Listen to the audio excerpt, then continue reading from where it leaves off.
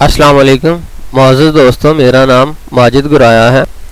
اس video میں ہم ایک ایڈوبی فوٹوشاپ کی سیریز کا آغاز کرنے لگے ہیں، تو ہم آپ کو ایڈوبی فوٹوشاپ مکمل طور پر سکھائیں گے۔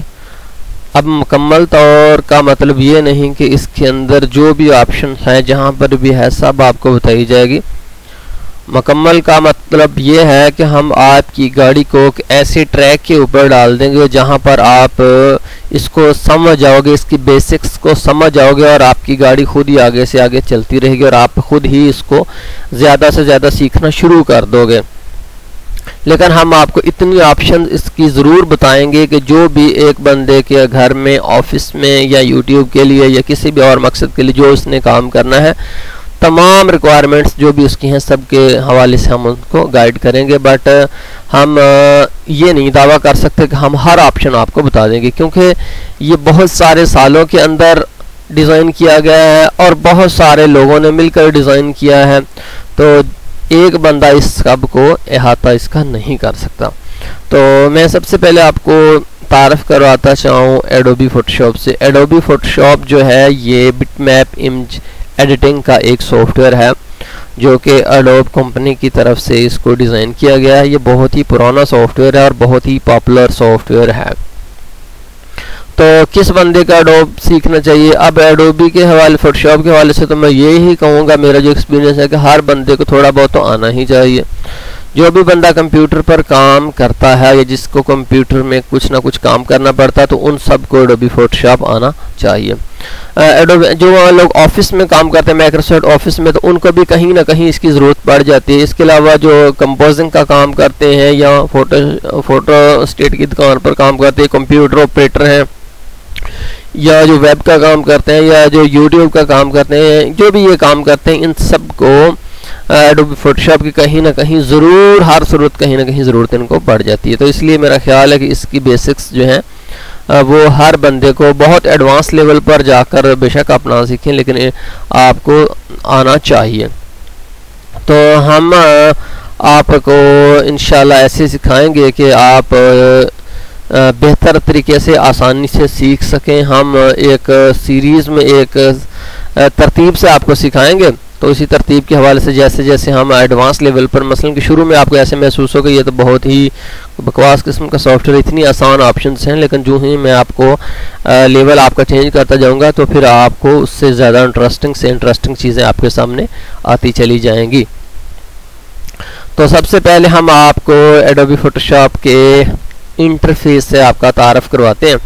تو دیکھیے یہ اس کا ورکنگ ایریا، یہاں پر ہم کام کریں گے، جو بھی تصویر وغیرہ ہم کھولیں گے وہ اس طرف آئے گی۔ تو یہاں پر آپ کو نیچے ایک ٹولز نظر آ رہے ہیں، ٹھیک ہے جی، یہ ٹولز ہیں۔ تو یہی ٹولز ہم زیادہ کثرت سے فوٹوشاپ کے اندر سمجھ لیں کہ 90% جو استعمال ہے انہی ٹولز کا ہے۔ تو یہ چاند ایک ٹول ہے، اگر آپ ان کو سمجھیں تو آپ کے لیے کام آسان ہو جائے گا۔ میرا خیال ہے کہ ان میں سے اکثر جو ہیں، اب چونکہ پینٹ آپ یوز کرتے ہوں گے، میں ایزیوم کرتا ہوں، تو پینٹ سے ملتی جلتی آپشنس یہاں پر ہیں، بٹ وہ تھوڑی سی ایڈوانسڈ ہیں۔ تو اگر آپ پینٹ یوز کر لیتے تو یہاں پر آپ کی سمجھ لیں کہ ایک بنیاد بن چکی ہے، اب اس کے اوپر ہی ہمیں عمارت کھڑی کرنی ہوگی۔ تو یہ ٹولز ہیں، جو بھی ٹول یہاں پر ہم سلیکٹ کریں تو اس کے متعلقہ آپشنس یہاں پر آ رہی ہیں۔ دیکھیے میں یہاں سے ٹول سلیکٹ کرتا جا رہا ہوں، یہاں پر آپ دیکھیے اس کے متعلقہ آپشنس آتی جا رہی ہیں۔ تو یہاں پر ناظرین ٹولز ہیں، جب ٹول کو ہم سلیکٹ کر لیں تو اس کے متعلقہ آپشنس یہاں پر آ جاتے ہیں، ٹھیک ہے جی۔ اس کے بعد اگر اس سے اوپر آپ غور کریں تو یہاں پر فائل، یہ تو آپ ہر سافٹ ویئر کوئی بھی کھولو اس کے اندر پہلا آپشن فائل کا ہی ہوتا ہے۔ اس میں کیا ہوتا ہے؟ نیو فائل کریٹ کرنا اور پہلی فائل کو کھولنا اور اس کو پرنٹ کرنا اور بس ایگزٹ، اور اس طرح سے چند آپشنس وہی اس میں ہے، کچھ ڈفرینٹ نہیں۔ اس کے بعد ایڈٹ، یہ بھی آپ کو سب میں مل جاتی ہے۔ ایڈٹ کے اندر کٹ، کاپی، اس طرح کے آپشنس عمومی طور پر ہوتی ہیں، تو وہی اس طرح کے آپشنس یہاں پر ہوگی۔ تو جیسے آپ MS آفس یوز کرتے ہو اسی وہی آپشنز یہاں پر آ رہے ہیں۔ اگر آپ اینڈ پر جائیں تو ہیلپ، یہ بھی سب میں ہوتا ہے۔ ونڈوز ویو، یہ بھی تقریباً سبھی سافٹ ویئر میں ایک جیسا ہوتا ہے، البتہ یہاں پر یہ جو آپشنز ہیں یہ کچھ مختلف ہیں، یہ اس سافٹ ویئر کے متعلقہ ہیں، ٹھیک ہے جی۔ ہمیشہ جو بھی سافٹ ویئر ہوگا اس کے متعلقہ ہی یہاں پر آپشنز ہوں گی، لیکن یہ جو ہے یہ عمومی طور پر سب سافٹ ویئرز میں ایک جیسی ہی ہوتی ہیں۔ تو تو ہم سب سے پہلے اگر نئی فائل کریٹ کرنا چاہیں تو ہم کیا کریں گے، فائل میں جائیں گے اور یہاں پر ہم نیو کے اوپر کلک کر دیں گے. تو اب یہاں پر غور کیجئے، جو ہی میں فائل کر جاتا ہوں یہ نیو ہے تو ساتھ کنٹرول این بھی، اس کا مطلب ہے کی بورڈ سے کنٹرول دبا کر اور این دباتا ہوں تب بھی نیو فائل یہاں پر کریٹ کرنے کو ڈائلاگ باکس آ جاتا ہے. تو سب سے پہلے تو نام رکھا جاتا ہے، ہمیشہ ہی ایسے ہوتا ہے سبھی سافٹ ویئر میں. اب نیچے وہ پوچھ رہا ہے کہ ڈاکومنٹ ٹائپ کیا ہے. مثلاً کہ یو ایس پیپر کا مطلب یہ ہے کہ جیسے ہم پرنٹنگ کے لیے پیپر یوز کرتے ہیں، مارکیٹ سے پیپر بنڈل آپ نے دیکھے ہوئے ہوں گے، اگر وہ ہیں تو پھر وہ آپ سلیکٹ کر لیں گے پیپر. تو یہاں پر لیٹر سائز اور لیگل سائز یہ دو زیادہ کامن یوز ہیں. میں کامن چیزیں آپ کو بتاتا جاؤں گا، جو بہت ہی پرٹیکولر چیزیں ہیں وہ ہم یہاں پر ڈسکس نہیں کریں گے کیونکہ ان کا استعمال ہوتا نہیں، اس لیے ان میں آپ کا وقت ضائع کرنے کا فائدہ نہیں.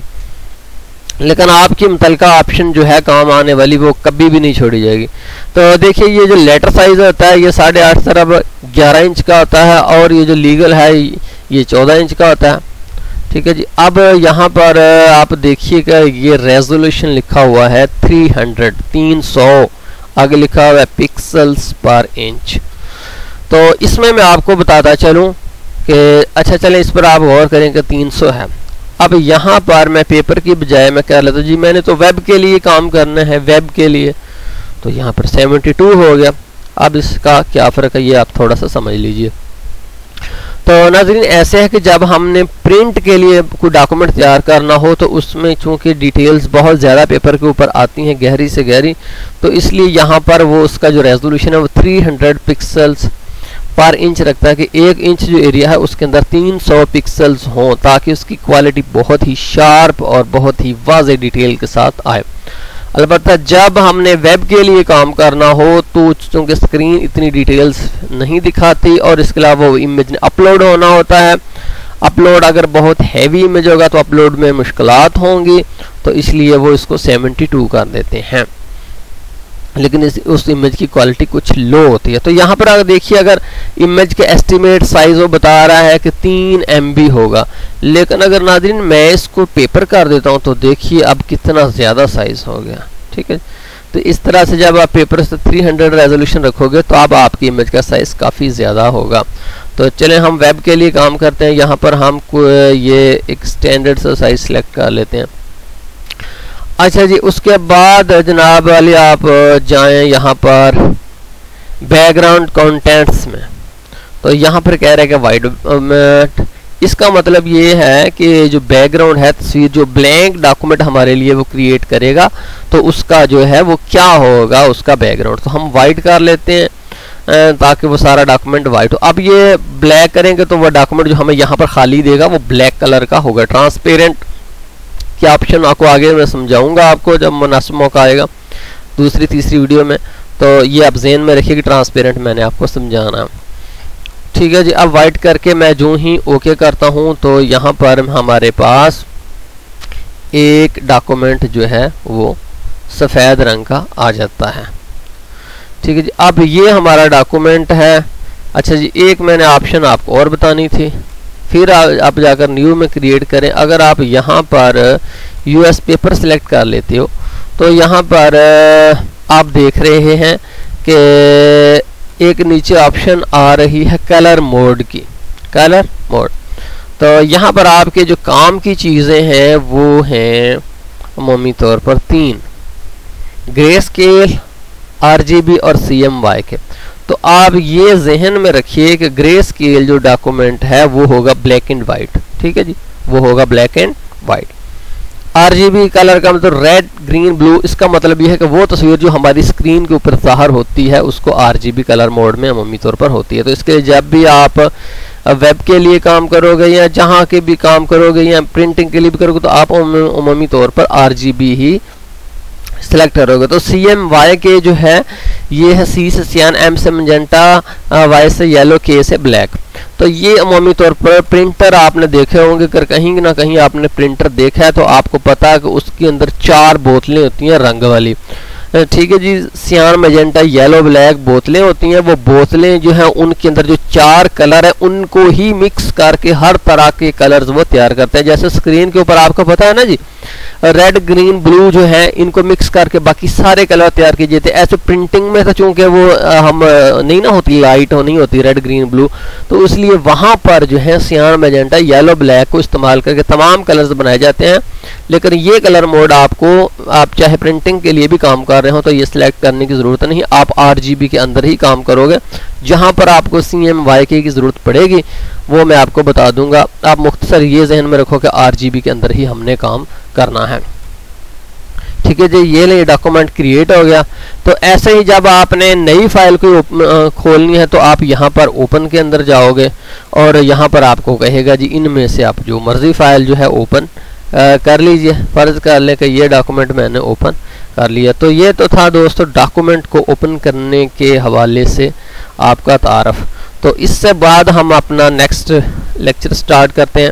تو ناظرین یوٹیوب اہمیت اس چیز کو دیتا ہے جسے آپ دیں. اگر آپ اسے پسند کریں تو مجھے خوشی ہوگی. اگلی ویڈیو میں ملیں گے. خدا حافظ.